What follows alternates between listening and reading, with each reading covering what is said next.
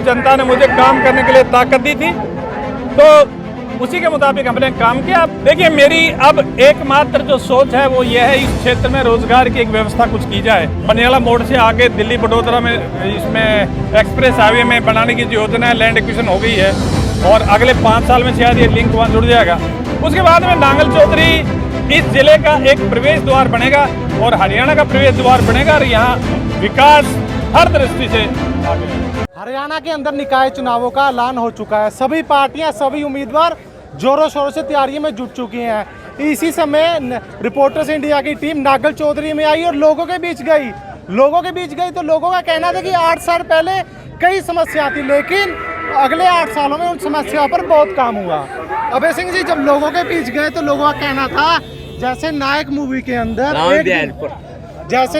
के अंदर एक दिन में काम हुए, वैसे ही यादव जी ने हमारे 8 सालों में नांगल चौधरी की तस्वीर बदल दी।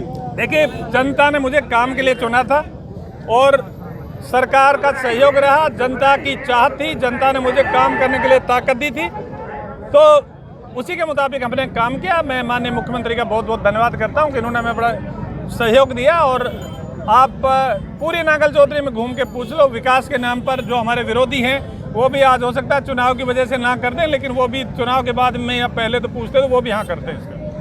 ऐसे क्या कुछ काम है जो अभी नांगल चौधरी के अंदर होने बाकी हैं, जिन पर काम चालू है या आने वाले समय में जिन पर काम होगा? देखिए, मेरी अब एकमात्र जो सोच है वो ये है, इस क्षेत्र में रोजगार की एक व्यवस्था कुछ की जाए और हमारा लॉजिस्टिक हब जो बन रहा है, ये जो ही चालू हो जाएगा लॉजिस्टिक हब, तो उसके बाद में रोजगार के अवसर भी खुलेंगे। और अब क्षेत्र में जो नेशनल हाईवे का नेटवर्क आया है, हमारे यहाँ का आधारभूत जितना मजबूत हुआ इस जिले का, अब इंडस्ट्री के लोग यहाँ ज़मीनें तलाश करने लग गए हैं। और निकट भविष्य में मेरी परिकल्पना है कि जब ये अपना 152D जो पनियाला मोड़ से आगे दिल्ली बड़ोदरा में इसमें एक्सप्रेस हाईवे में बनाने की जो योजना है, लैंड एक्विजिशन हो गई है और अगले 5 साल में शायद ये लिंक वहाँ जुड़ जाएगा। उसके बाद में नांगल चौधरी इस जिले का एक प्रवेश द्वार बनेगा और हरियाणा का प्रवेश द्वार बनेगा और यहाँ विकास हर दृष्टि से आगे आएगा। लोगों के बीच गए, लोगों का कहना था कि नांगल चौधरी गुड़गांव फरीदाबाद से कम नहीं। मैं कहता हूँ अगर हम इसी सोच के साथ चले तो वो दिन दूर नहीं जब हम बहुत आगे होंगे। अगर बात की जाए निकाय चुनावों की, प्रिया सैनी और उम्मीदवारों से अलग क्यों, लोग प्रिया सैनी को क्यों चुने? देखिए, वो सबसे बड़ी बात है कि भारतीय जनता पार्टी की टिकट है और भारतीय जनता पार्टी ने इस इलाके के लिए जो किया है, इससे बढ़िया किसी सरकार ने नहीं किया। इसलिए लोगों के लिए प्रिया सैनी लोगों और उम्मीदवारों से इसीलिए अलग है कि उसके पास भारतीय जनता पार्टी की टिकट है। आखिरी सवाल, कांग्रेस कहीं ना कहीं मैदान छोड़कर पहली बार भाग चुकी है और कोई उम्मीदवार देखने टक्कर में?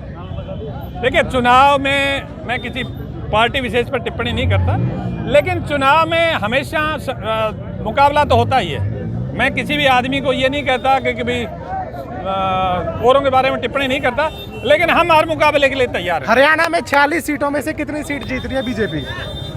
अब चुनाव आने दो, आप देखो इतनी सीटें जीतेंगी जितनी कल्पना नहीं की थी आपने। साफ तौर पर ये डॉक्टर अभय सिंह यादव थे, जिनका साफ तौर पर कहना था कि आने वाले समय में नांगल चौधरी की तस्वीर एक अलग ही रूप में आपको देखने को मिलेगी। आपकी क्या राय है, कमेंट करके जरूर बताएं और देखते रहे रिपोर्टर्स इंडिया।